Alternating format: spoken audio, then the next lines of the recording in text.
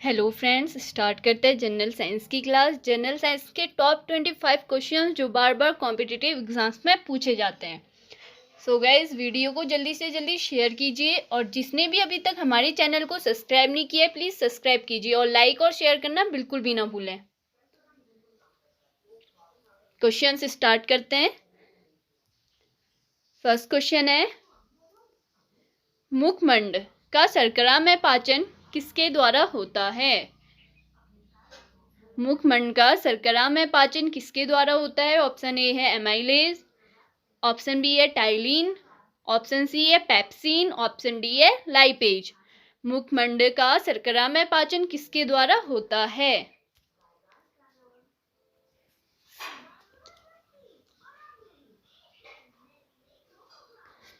Correct answer होगा option B ptyalin. मुखमंड का starch का शर्करा में पाचन टाइलिन के द्वारा होता है, तो ऑप्शन बी करेक्ट आंसर होगा टाइलिन। नेक्स्ट क्वेश्चन, एंटीबॉडी का मुख्य कार्य किसके विरुद्ध होता है? एंटीबॉडी का मुख्य कार्य किसके विरुद्ध होता है? ऑप्शन ए प्रतिकूल वातावरण दशा के, ऑप्शन बी पोषण पदार्थों की कमी के, ऑप्शन सी विपत्ति के, ऑप्शन डी संक्रमण के।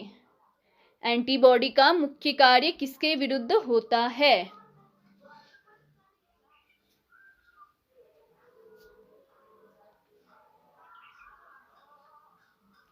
करेक्ट आंसर होगा ऑप्शन डी संक्रमण के। ऑप्शन डी करेक्ट आंसर होगा। एंटीबॉडी का मुख्य कार्य संक्रमण के विरुद्ध होता है, तो करेक्ट आंसर होगा संक्रमण के। ऑप्शन डी करेक्ट आंसर होगा। नेक्स्ट क्वेश्चन, किसकी कुछ क्रिया के कारण मानव शरीर में मिक्सिडीमा होता है? किसकी कुछ क्रिया के कारण मानव शरीर में मिक्सिडीमा होता है? ऑप्शन ए अधिवृक्क ग्रंथि, ऑप्शन बी अग्न्याशय ग्रंथि, ऑप्शन सी यकृत, ऑप्शन डी औटु ग्रंथि। किसकी कुछ क्रिया के कारण मानव शरीर में मिक्सिडीमा होता है?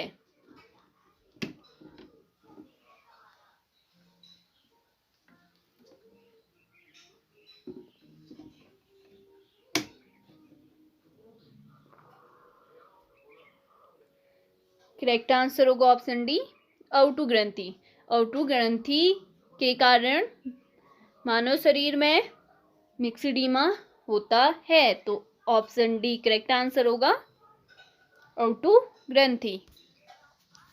नेक्स्ट क्वेश्चन, मादा जनन हार्मोन है? मादा जनन हार्मोन है। Option A estrogen, option B progesterone, option C relaxin, option D उपरोक्त सभी। मादा जनन हार्मोन है।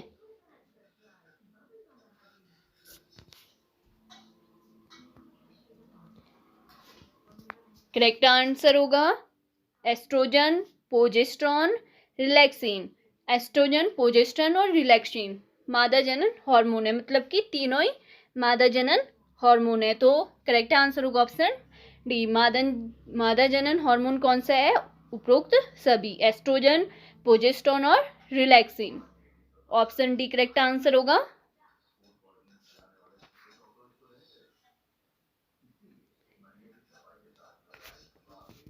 नेक्स्ट क्वेश्चन, निम्नलिखित में से कौन सा पदार्थ मानव शरीर में सबसे अधिक कठोर होता है? ऑप्शन ए अस्थि, ऑप्शन बी दंतफलक, ऑप्शन सी दंत धातु, ऑप्शन डी नख। निम्नलिखित में से कौन सा पदार्थ मानव शरीर में सबसे अधिक कठोर होता है?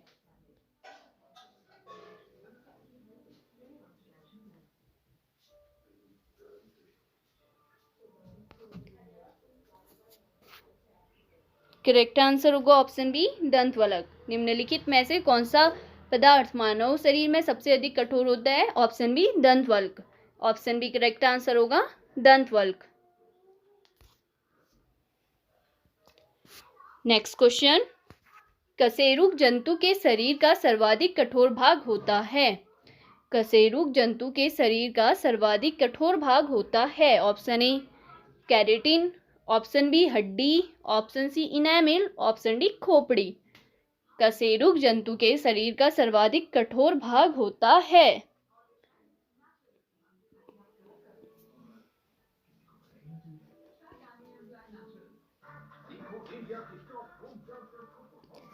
करेक्ट आंसर होगा ऑप्शन सी इनेमिल। कशेरुक जंतु के शरीर का सर्वाधिक कठोर भाग इनेमिल होता है, तो ऑप्शन सी करेक्ट आंसर होगा इनेमिल। नेक्स्ट क्वेश्चन, मानव शरीर के कौन से अंग का प्रत्यारोपण नहीं किया जा सकता? मानव शरीर के कौन से अंग का प्रत्यारोपण नहीं किया जा सकता? ऑप्शन ए गुर्दा, ऑप्शन बी हृदय, ऑप्शन सी फेफड़ा, ऑप्शन डी मस्तिष्क। मानव शरीर के कौन से अंग का प्रत्यारोपण नहीं किया जा सकता?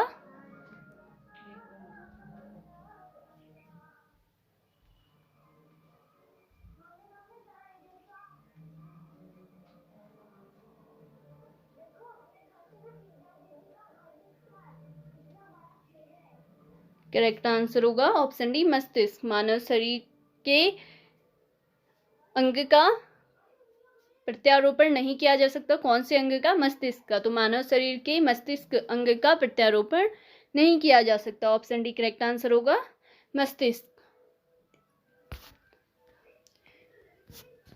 नेक्स्ट क्वेश्चन, ऑप्शन डी कंडरा जुड़ता है।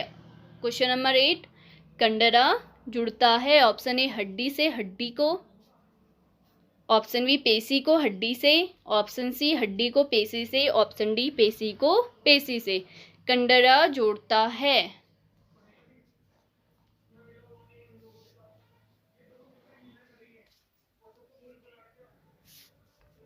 कंडरा जोड़ता है किसको? ऑप्शन बी पेशी को हड्डी से। कंडरा जोड़ता है पेशी को हड्डी से, तो ऑप्शन बी करेक्ट आंसर होगा पेशी को हड्डी से। नेक्स्ट क्वेश्चन, मानव शरीर में सबसे लंबी अस्थि है। मानव शरीर में सबसे लंबी अस्थि है। ऑप्शन ए अंतर प्रकोष्ठिका, ऑप्शन बी प्रगंडिका, ऑप्शन सी उरु अस्थि, ऑप्शन डी अंतर जनिका। ऑप्शन डी है अंतर जर्गिका। मानव शरीर में सबसे लंबी अस्थि है। करेक्ट आंसर होगा ऑप्शन सी उरु अस्थि। मानव शरीर की सबसे लंबी अस्थि उरु अस्थि है, तो ऑप्शन सी करेक्ट आंसर होगा उरु अस्थि।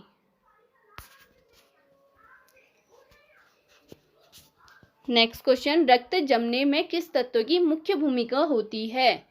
रक्त जमने में किस तत्व की मुख्य भूमिका होती है? Option A magnesium, option B calcium, option C iron, option D copper.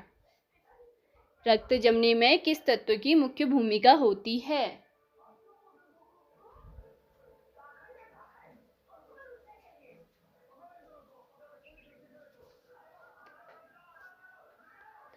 Correct answer होगा ऑप्शन बी कैल्शियम। रक्त जमने के लिए किस तत्व की मुख्य भूमिका होती है? कैल्शियम की, तो ऑप्शन बी करेक्ट आंसर होगा कैल्शियम।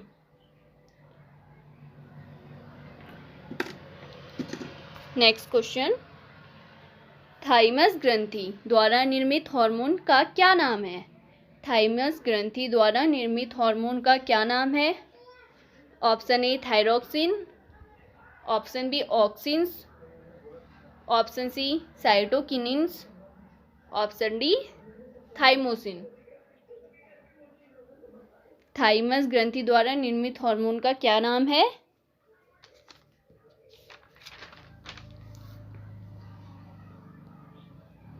करेक्ट ऑप्शन होगा ऑप्शन डी थाइमोसिन। थाइमस ग्रंथि द्वारा निर्मित हार्मोन का नाम थाइमोसिन है, तो ऑप्शन डी करेक्ट आंसर होगा थाइमोसिन।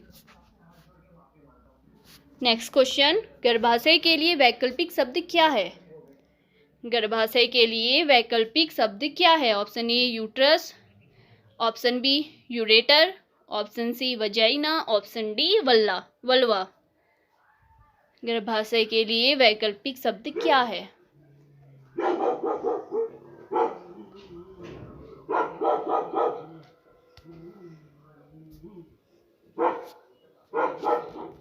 करेक्ट आंसर होगा ऑप्शन ए यूट्रस। गर्भाशय के लिए वैकल्पिक शब्द क्या है? यूट्रस, तो ऑप्शन ए करेक्ट आंसर होगा यूट्रस।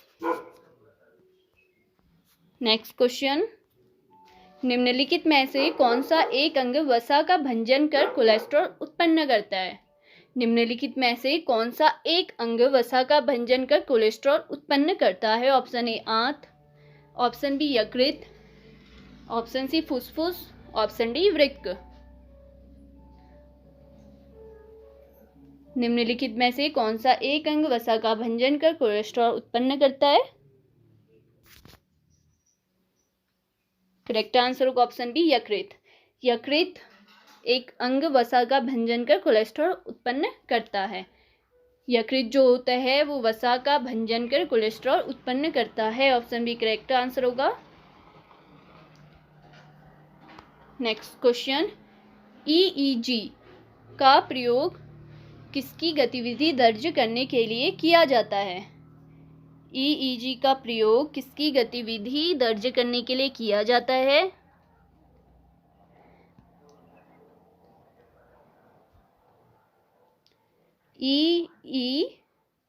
ईईजी का फुल फॉर्म क्या होता है?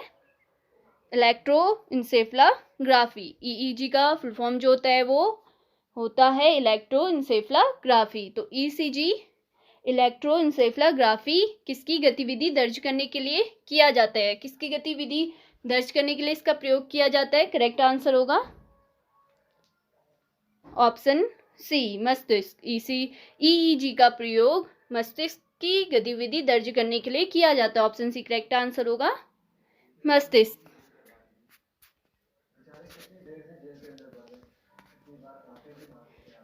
नेक्स्ट क्वेश्चन, महिलाओं के गर्भाशय होता है। महिलाओं के कितने गर्भाशय होते हैं? Option A 1, option B 2, option C 3, option D 5। महिलाओं में कितने गर्भाशय होते हैं? करेक्ट आंसर होगा ऑप्शन ए 1। महिलाओं में गर्भाशय 1 होता है। तो ऑप्शन ए करेक्ट आंसर होगा 1। नेक्स्ट क्वेश्चन, इनमें से रक्तदाब का मापक यंत्र कौन सा है? इनमें से रक्तदाब का मापक यंत्र कौन सा है? Option A spherometer, option B anemometer, option C sphygmomanometer, option D ammeter. इनमें से रक्तदाब का मापक यंत्र कौन सा है?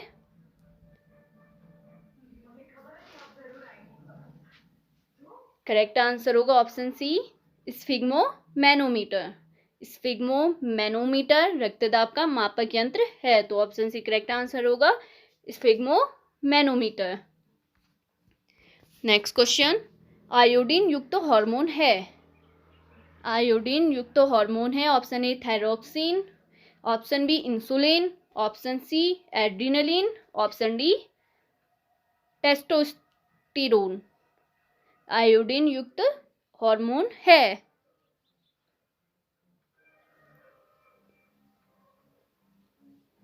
करेक्ट आंसर होगा ऑप्शन ए थायरोक्सिन। आयोडीन युक्त हार्मोन है थायरोक्सिन। तो ऑप्शन ए करेक्ट आंसर होगा थायरोक्सिन। नेक्स्ट क्वेश्चन, मानव शरीर में पुच्छ कौन सी संरचना में संलग्न होता है? मानव शरीर में पुच्छ कौन सी संरचना में संलग्न होता है? ऑप्शन ए बृहदांत्र, ऑप्शन बी क्षुद्रांत, ऑप्शन सी पित्ताशय, ऑप्शन डी आमाशय। मानव शरीर में पुच्छ कौन सी संरचना में संलग्न होता है? करेक्ट आंसर होगा ऑप्शन ए बृहदांत्र। मानव शरीर में पुच्छ बृहदांत्र संरचना में संलग्न होता है। ऑप्शन ए करेक्ट आंसर होगा बृहदांत्र। नेक्स्ट क्वेश्चन, ठोस कपूर से वाष्प बनने की क्रिया को कहते हैं। ठोस कपूर से वाष्प बनने की क्रिया को कहते हैं। ऑप्शन ए वाष्पीकरण, ऑप्शन बी हिमीकरण, ऑप्शन सी पिघलना, ऑप्शन डी ऊर्ध्वपातन। ठोस कपूर से वाष्प बनने की क्रिया को कहते हैं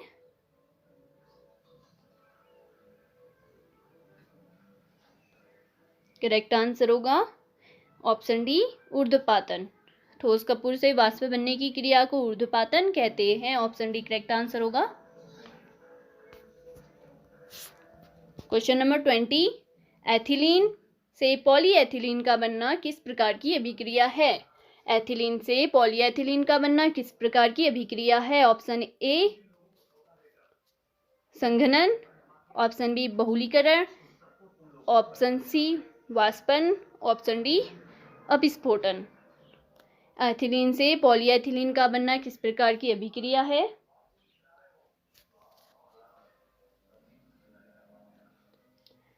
करेक्ट आंसर होगा ऑप्शन बी बहुलीकरण। एथिलीन से पॉलीएथिलीन का बनना बहुलीकरण अभिक्रिया है, तो ऑप्शन बी करेक्ट आंसर होगा बहुलीकरण। नेक्स्ट क्वेश्चन, मीथेन की अणु आकृति होती है। मीथेन की अणु आकृति होती है ऑप्शन ए कोणीय, ऑप्शन बी समतलीय, ऑप्शन सी रैखिक, ऑप्शन डी समचतुष्फलकीय। मीथेन की अणु आकृति होती है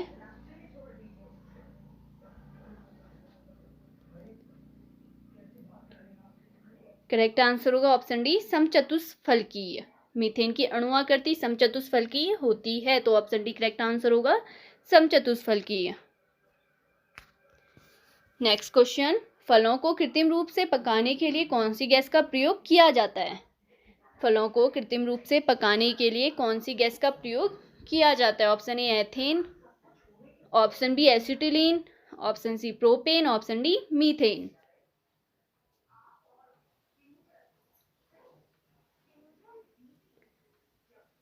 फलों को कृत्रिम रूप से पकाने के लिए एसिटिलीन गैस का प्रयोग किया जाता है, तो ऑप्शन बी करेक्ट आंसर होगा। फलों को कृत्रिम रूप से पकाने के लिए एसिटिलीन गैस का प्रयोग किया जाता है, ऑप्शन बी करेक्ट आंसर होगा एसिटिलीन। नेक्स्ट क्वेश्चन, तंबाकू की पत्तियों में होता है। तंबाकू की पत्तियों में होता है, तंबाकू की पत्तियों में क्या होता है? करेक्ट आंसर होगा ऑप्शन सी निकोटीन। तंबाकू की पत्तियों में निकोटीन होता है, तो ऑप्शन सी करेक्ट आंसर होगा निकोटीन। नेक्स्ट क्वेश्चन, हल्दी चूर्ण टर्मेरिक पौधे के किस भाग से प्राप्त होती है? हल्दी चूर्ण टर्मेरिक पौधे के किस भाग से प्राप्त होती है?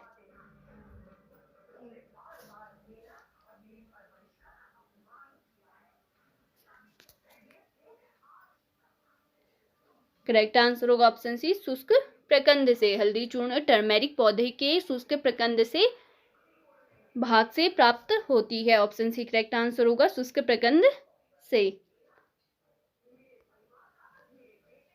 नेक्स्ट क्वेश्चन, किस पेड़ की छाल मसाले के रूप में प्रयोग की जाती है?